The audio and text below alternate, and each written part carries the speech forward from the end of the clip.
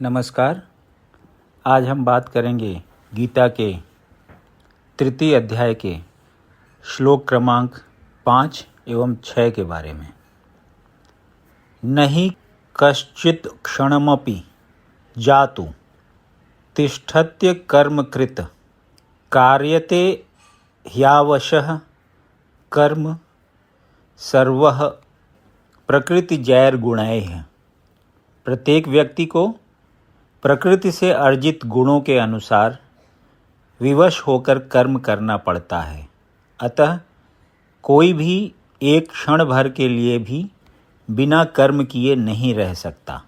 तात्पर्य: यह देहधारी जीवन का प्रश्न नहीं है, अपितु आत्मा का यह स्वभाव है कि वह सदैव सक्रिय रहता है। आत्मा की अनुपस्थिति में भौतिक शरीर हिल भी नहीं सकता। यह शरीर मृत वाहन के समान है जो आत्मा द्वारा चालित होता है, क्योंकि आत्मा सदैव गतिशील रहता है और वह एक क्षण के लिए भी नहीं रुक सकता। अतः आत्मा को कृष्ण भावनामृत के सत्कर्म में प्रवृत्त रखना चाहिए, अन्यथा वह माया द्वारा शासित कार्यों में प्रवृत्त होता रहेगा। माया के संसर्ग में आकर आत्मा भौतिक गुण प्राप्त कर लेता है और आत्मा को ऐसे आकर्षणों से शुद्ध करने के लिए यह आवश्यक है कि शास्त्रों द्वारा आदिष्ट कर्मों में इसे संलग्न रखा जाए। किंतु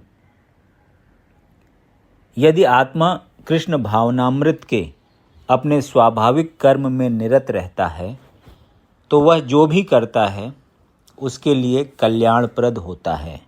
श्रीमद् भागवत 1.5.17 द्वारा इसकी पुष्टि हुई है। त्यक्त्वा स्वधर्मं चरणाम्बुजं हरेर्भजन् पक्वोऽथ पतेत्ततो यदि यत्र क वा भद्रं भूदमुष्य किम को वार्थ आप्तो अभजताम स्वधर्मतः। यदि कोई कृष्ण भावनामृत अंगीकार कर लेता है तो भले ही वह शास्त्रानुमोदित कर्मों को न करे अथवा ठीक से भक्ति न करे और चाहे वह पतित भी हो जाए तो इसमें उसकी हानि या बुराई नहीं होगी। किंतु यदि वह शास्त्रानुमोदित सारे कार्य करे और कृष्ण भावना भावित ना हो तो ये सारे कार्य उसके किस लाभ के हैं। अतः कृष्ण भावनामृत के इस स्तर तक पहुँचने के लिए शुद्धिकरण की प्रक्रिया आवश्यक है। अतएव संन्यास या कोई भी शुद्धिकारी पद्धति कृष्ण भावनामृत के चरम लक्ष्य तक पहुंचने में सहायता देने के लिए है, क्योंकि उसके बिना सब कुछ व्यर्थ है। कर्मेंद्रियाणि संयम्य य आस्ते मनसा स्मरन् इंद्रियार्थान् विमूढ़ात्मा मिथ्याचारः स उच्यते। जो कर्मेंद्रियों को वश में करता है किंतु जिसका मन इंद्रिय विषयों का चिंतन करता रहता है वह निश्चित रूप से स्वयं को धोखा देता है और मिथ्याचारी कहलाता है। तात्पर्य: ऐसे अनेक मिथ्याचारी व्यक्ति होते हैं जो कृष्ण भावनामृत में कार्य तो नहीं करते किंतु ध्यान का दिखावा करते हैं, जबकि वास्तव में वे मन में इंद्रिय भोग का चिंतन करते रहते हैं।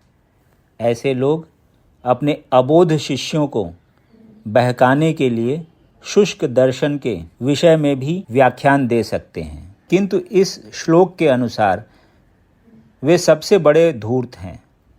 इंद्रिय सुख के लिए किसी भी आश्रम में रहकर कर्म किया जा सकता है, किंतु यदि उस विशिष्ट पद का उपयोग विधि विधानों के पालन में किया जाए तो व्यक्ति की क्रमशः आत्मशुद्धि हो सकती है। किंतु जो अपने को योगी बताते हुए इंद्रिय तृप्ति के विषयों की खोज में लगा रहता है, वह सबसे बड़ा धूर्त है। भले ही वह कभी कभी दर्शन का उपदेश क्यों न दे, उसका ज्ञान व्यर्थ है, क्योंकि ऐसे पापी पुरुष के ज्ञान के सारे फल भगवान की माया द्वारा हर लिए जाते हैं। ऐसे धूर्त का चित्त सदैव अशुद्ध रहता है, अतएव उसके यौगिक ध्यान का कोई अर्थ नहीं होता। यदि आपको ये वीडियो पसंद आया तो इसे लाइक करें और ऐसे ही अन्य वीडियोज़ को सुनने के लिए इस चैनल को सब्सक्राइब करें। धन्यवाद।